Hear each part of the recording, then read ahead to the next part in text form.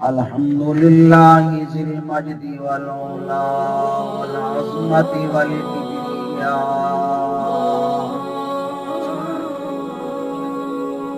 مالك الأرض والسماء والصلاة والسلام على سيد المرسلين والأنبياء وعلى آله وأصحابه الذين هم نجوم الهدى أما بعد فأعوذ بالله من الشيطان الرجيم بسم الله الرحمن الرحيم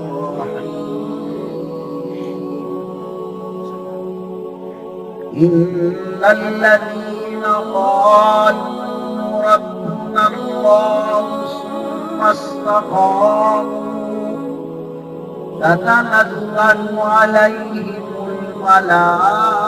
الملائكة ألا تخافوا ولا تحزنوا وأبشروا بالجنة التي كنتم توعدون صدق الله مولانا العظيم وبلغنا رسوله النبي الكريم الأمين قال الله تعالى في شان حبيبه مخبرا وآمرا إن الله وملائكته يصلون على النبي يا أيها الذين آمنوا صلوا عليه وسلموا تسليما رب کائنات نے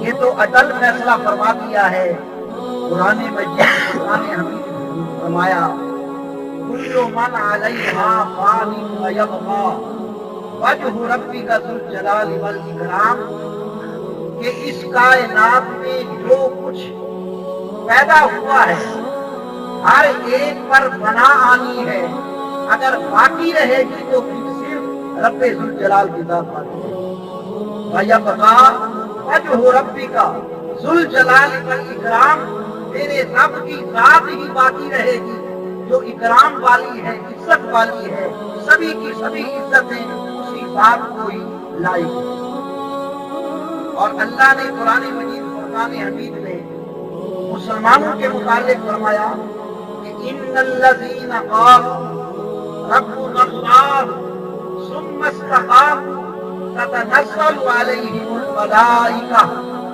یقیناً وہ لوگ کہ جنہوں نے یہ کہہ دیا کہ ہمارا رب اللہ ہے ہم اللہ کی پرستش کرتے ہیں ہمارا پالنے والا رب ہے ثم استقاموا پھر اس پر استقامت بھی اختیار کی تو پھر کیا ان کا انجام ہوگا تتنزل علیہم الملائکہ ان پر اللہ کے نوری ملائکہ نازل ہوتے پھر کیا خوشخبری دیتے ہیں اللہ تخافوا کہ مت خوف کھاؤ مت ڈرو ولا تحزنوا اور غمگین بھی نہ ہو ابشروا بالجنۃ التی کنتم توعدون اور تمہیں اس جنت کی بشارت ہے جس جنت کے لیے تمہیں وعدہ دیا گیا اب علماء کرام فرماتے ہیں کہ قالوا ربنا اللہ سے مراد کیا ہے کہ جب رب نے عالم ارواح میں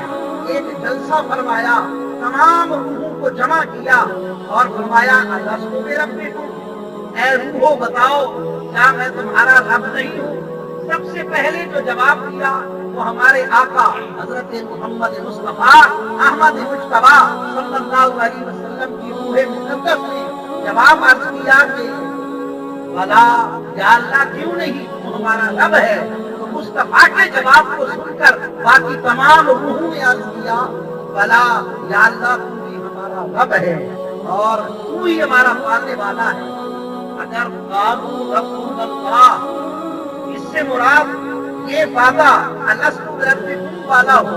फिर इस्तिकामत से मुराद क्या है कि जैसे आलम अरवाह में अल्लाह को रब तस्लीम किया, दुनिया में भी आकर अल्लाह के इस्लाम की पैरवी की, तो ये इस्तिकामत से मुराद है। इसलिए एक रिवायत यह है कि जब ये आयत करीमा नाज़िल हुई तो नबी करीम सल्लल्लाहु अलैहि वसल्लम ने फरमाया कि ये मेरी उम्मत की सिफत है कि मेरी उम्मत ने आलम अरवाह में रब को रब तस्लीम किया और दुनिया में भी आकर मेरी रिसालत को भी तस्लीम किया, रब की तौहीद को भी तस्लीम किया, और ये सिफत मेरी उम्मत की सिफत है। इस्तिकामत से मुराद एक तो ये है। दूसरा तफर्रुक़ अक़वाल है इस्तिकामत के मुताल्लिक़। हज़रत उस्मान गनी रज़ियल्लाहु ताला अन्हु फरमाते हैं इस्तिकामत से मुराद ये है कि अपने आमाल को रियाकारी से बचाना, कि रियाकारी ना हो। अगर एक बंदा नमाज पढ़ रहा है, दिल में ये है कि मैं नमाज पढ़ रहा हूँ, लोग मुझे नमाजी कहें, तो पढ़ तो अगरचे नमाज रहा है लेकिन वो अपने लिए अज़ाब का सामान बना रहा है, कि रियाकारी से अपने नेक अमाल को भी नकारत कर रहा है। इसलिए हदीस पाक में आता है कि जो सही रियाकार होगा, जो शहीद रियाकार होगा, जो आलिम रियाकार होगा, क़यामत के दिन रब उनसे फरमाएगा तूने सखावत क्यों की थी? अर्ज़ करेगा या अल्लाह तेरी रज़ा के लिए। अल्लाह फरमाएगा नहीं, तूने सखावत की थी बंदों को दिखाने के लिए, जब तुमने दिखाया तो तुम्हें वो जज़ा भी मिल गई। आज तेरा क़यामत में तेरा कोई बदला नहीं है, तू जन्नत जहन्नम में जाएगा। इसी तरह वो आलिम, वो शहीद जो रियाकार है, इनको जहन्नम में भेजा जाएगा। मालूम हुआ इस्तिकामत से मुराद ये है अच्छे अमल भी करो, रियाकारी से भी बचाओ, लोगों के दिखावे से महफूज रखो। हज़रत अली करमल्लाहु ताला वजहुल करीम फरमाते हैं कि इस्तिकामत से मुराद क्या है कि रब के फराइज अदा करना, जो अल्लाह ने इंसान पर फर्ज मुकर्रर फरमाए हैं उनकी पाबंदी करना, उनको बचा लाना, ये इस्तिकामत है। फिर इस्तिकामत जो है ये बहुत आला चीज है, अगरचे इसमें मुश्किलात हैं लेकिन इसका फल बड़ा बेहतरीन है। चुनाचे किसी एक वली से आदमी ने पूछा कि जनाब आज तक हमने आपकी कोई करामत नहीं देखी। चुनाचे उलमा फरमाते हैं ख्वाजा निज़ामुद्दीन महबूब इलाही के पास एक आदमी गया, 12 साल उनकी खिदमत में रहा और आखिर में कुछ बताए बगैर इजाजत लेने के लिए हाजिर। आपने फरमाया मियां इतना अरसा हो गया हमारे पास तुम रह रहे हो, ना कुछ बताया और ना ही कुछ सुनाया, ऐसे ही इजाजत मांग रहे हो, आने की वजह क्या थी? कहने लगा मैं आया था कि आपकी करामत देखूं। 12 साल के अरसा में मैंने आपकी कोई करामत नहीं देखी, वापस जा रहा। आपने फरमाया कि शरीयत का इल्म रखते हो? अर्ज़ किया कहाँ जानता हूँ, फर्ज क्या है, वाजिब क्या है, मुस्तहब क्या है। आपने फरमाया बताओ 12 साल के अरसा में तुम मेरे साथ रहा, कभी सरकार की शरीयत के एक मुस्तहब की भी मैंने खिलाफ वर्जी की है? कहने लगा नहीं, कभी भी नहीं की। तो आपने फरमाया अल इस्तिकामत वाला शरीयत और अल्फ़ करामत, शरीयत मुस्तफ़ी पर साबित कदमी करना ये करामत दिखाने से हजार दर्जा मिलता है। मालूम हुआ कि इस्तिकामत है तो बड़ी मुश्किल, लेकिन इस्तिकामत के बाद सिला बड़ा बेहतरीन मिलता है। फिर इस्तिकामत अलल दीन, इस्तिकामत अलल इस्लाम, ये हर वक्त होनी चाहिए। कैसे? अंज में भी इस्तिकामत दीन हो, खुशी में भी इस्तिकामत दीन हो। कुछ लोग रंज में ऐसी ऐसी बातें कर जाते हैं जो कुफिया कलिमात होती हैं, और खुशी में ऐसी ऐसी हरकत करते हैं, ना तो शरीयत मुस्तफ़ी इजाजत देती है और ना ही उन्हें अपना अखलाक इजाजत देता है। अगर खुशी मिली शराब नोशी शुरू कर दी, शादी की तो फिर क्या शराबें पीना शुरू कर दी और क्या क्या काम शुरू कर दिए। बल्कि इस्तिकामत का मतलब ये है अगर खुशी है इस्लाम के तरीके के मुताबिक चलो, कमी है जैसे अल्लाह रज़ा के रसूल ने फरमाया उसी तरह।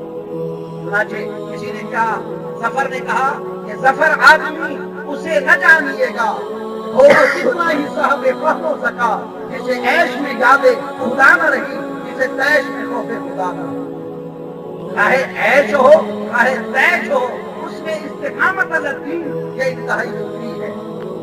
और एक सहाबी अपने गुलाम को मार रहे थे, तो आवाज आई कि जनाब अपने गुलाम को तुम मार रहे हो, तुम भी किसी के मुजरिम गुलाम हो।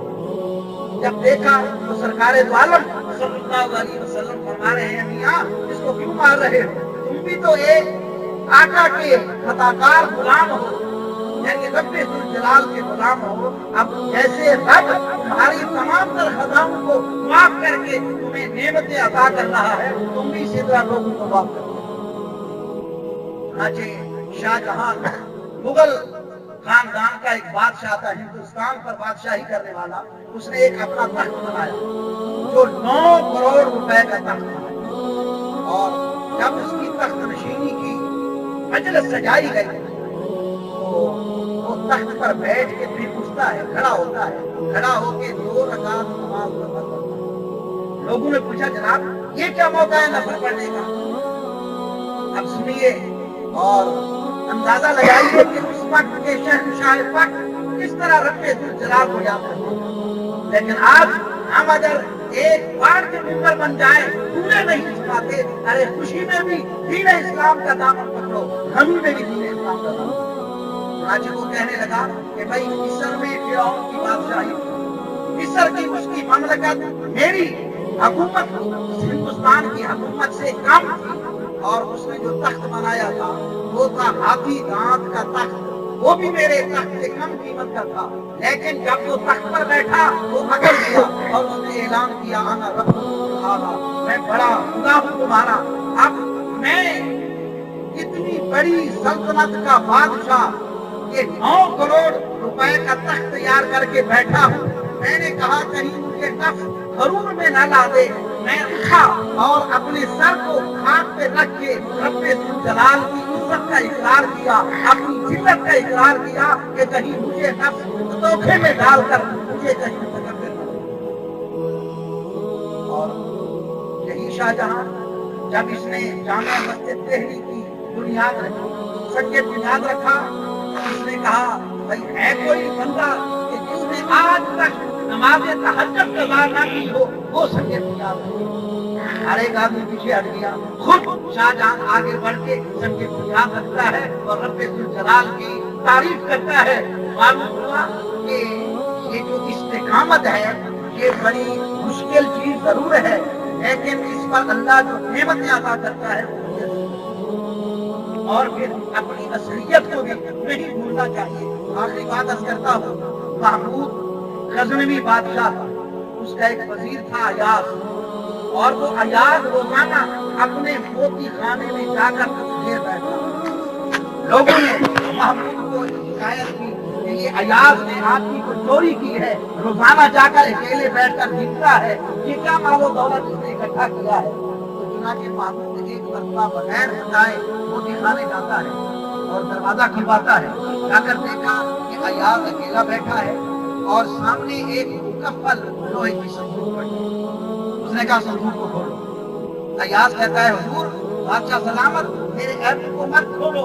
चुनाचे उसने कहा नहीं खोलना पड़ेगा। जब संदूक खोला तो क्या देखते हैं, अंदर एक फटी हुई टोपी, पुराना कमीज और जूता पड़ा है। देखकर बड़ा हैरान हुआ, कहने लगा अयाज इसमें क्या रहा, बात क्या है? अयाज कहता है बादशाह सलामत, बात यह है कि जब मैं आपके पास आया था यही पुरानी टोपी थी, यही पुरानी कमीज थी, यही पुरानी जूती थी, और तेरी नवाजिश ने मुझे यहाँ तक पहुँचा दिया। मैं रोजाना आकर ये पहनकर अपने नफ्स को बताता हूँ, अरे अपनी असलियत मत भूलना, पहले तो ये था, अब अगर इस तरह आ गया है तो लोगों पर जुल्म न कर। और वो बादशाह रोने लग जाता है। महमूद रोकर कहता है अरे अयाज तो अपनी हकीकत न भूला, लेकिन हम अपनी हकीकत भूल गए कि हम बादशाही के जोन में आकर रब की नाफरमानी करने लगे, रब की ताबे फरमानी नहीं कर रहे। हमें भी मेरी तरह अपने रब्बे जुल जलाल की फरमाबरदारी करनी चाहिए और इस्तिकामत अलग दीन होनी चाहिए। ये बड़ा अजीज और अजीज मौजूद है। बहरहाल ये उम्मत मुस्तफ़ी अल्हम्दुलिल्लाह जब अल्लाह और अल्लाह के रसूल की تمام فرما برداریاں بجا لاتی ہے تو یہ بھی مستقیم الدین ہے. اللہ کریم ہم تمام مسلمانوں کو سرکار دو عالم کی شریعت پر ثابت قدمی عطا فرمائے.